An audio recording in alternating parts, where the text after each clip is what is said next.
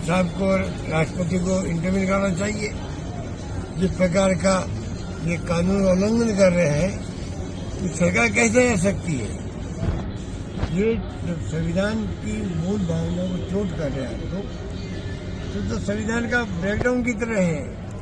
इसको तो बर्खास्त करना चाहिए सरकार को। अब बर्खास्त कौन करे?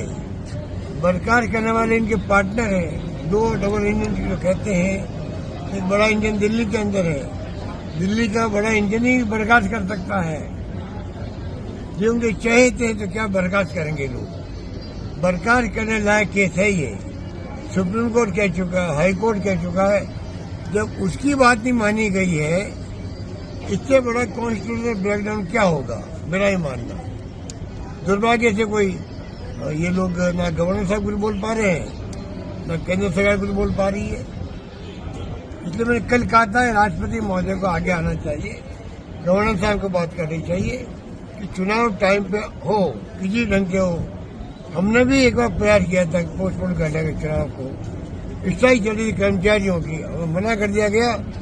उस स्ट्राइक में हमने चुनाव करवाए थे। उस वक्त में कोई भी रास्ता नहीं कर सकता है।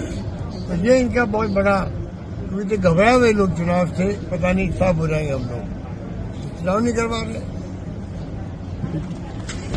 साहब को राष्ट्रपति को इंटरव्यू करना चाहिए।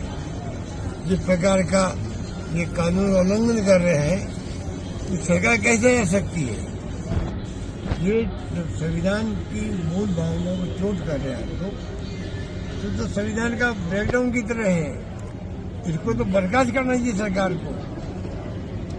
अब बर्खास्त कौन करे?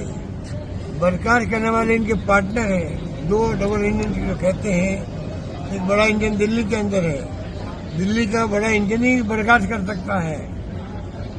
जो उनके चहेते हैं तो क्या बर्खास्त करेंगे लोग। बर्खास्त करने लायक केस है ये। सुप्रीम कोर्ट कह चुका है, हाई कोर्ट कह चुका है। जब उसकी बात नहीं मानी गई है, इससे बड़ा कॉन्स्टिट्यूशनल ब्रेकडाउन क्या होगा, मेरा ही मानना। दुर्भाग्य से कोई ये लोग ना गवर्नर साहब कुछ बोल पा रहे हैं, ना केंद्र सरकार कुछ बोल पा रही है।